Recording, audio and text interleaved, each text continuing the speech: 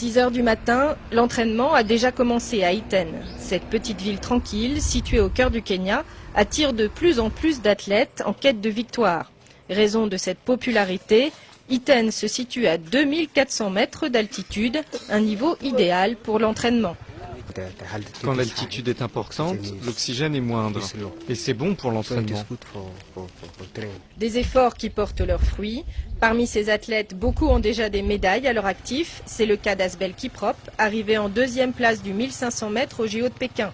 Il a finalement obtenu la médaille d'or après l'élimination du vainqueur Rachid Ramzi, convaincu de dopage. Je n'étais pas si excité que ça car j'avais eu des informations avant.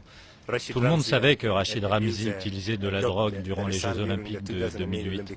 Le nombre d'athlètes varie selon les périodes, mais Iten en accueille parfois jusqu'à 2000 sur une population de 4000 habitants. Un afflux qui fait les affaires du commerce local, des hôtels aux vendeurs de baskets d'occasion, mais qui a aussi ses détracteurs. C'est le cas notamment des chauffeurs de bus ou des taxis, gênés par l'omniprésence des coureurs sur la chaussée. Ils arrivent en groupe. On doit ralentir, parfois même on les laisse passer. Mais le problème c'est que nos routes sont très étroites.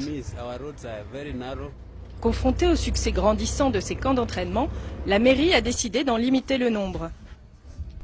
Les camps devront payer des taxes désormais à la mairie et nous n'en autoriserons pas d'autres.